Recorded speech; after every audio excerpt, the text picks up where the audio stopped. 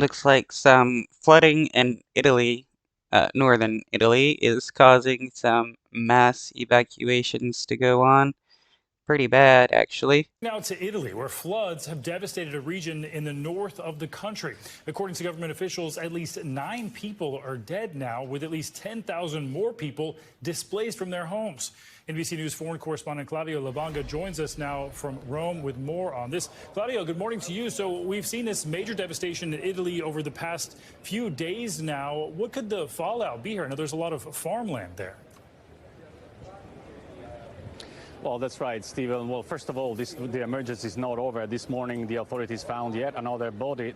Well, that brings the total death toll to 14, actually, not 9 as it was yesterday. And the emergency, as I said, is not over because now, after a break from the rain yesterday, it started raining again, bringing, of course, the worries among all the people that are clearing out the mess that this flooding and landslides caused and left behind, a trail of devastation. And a lot of people that were evacuated were able to go back to their houses to clear the mud that was left behind. But as you mentioned, there is also a major damage to the economy because that region, the Emilia-Romagna in the north of Italy, is a very highly productive region, especially when it comes to farming. So you have hundreds, if not thousands, of farmers there who've lost not only their crops, they've also lost a lot of animals. So the damage to the economy there is severe, even though, of course, there is no definitive estimate yet, Stephen.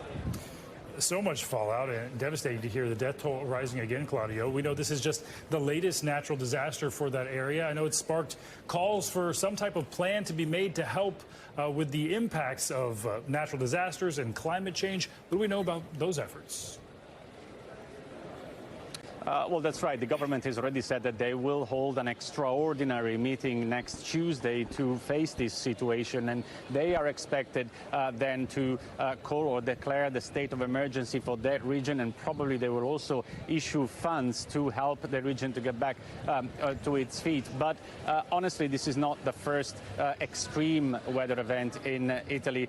It is one of many that has affected this country for the past few months and years. Last year, it was the hottest year on record here in Italy, and droughts have become a real problem, prolonged drought. So there is being calls for the government to do something about it to face climate change and the effects of climate change for a while, but it's still unclear what can they do and how much that will cost, Stephen.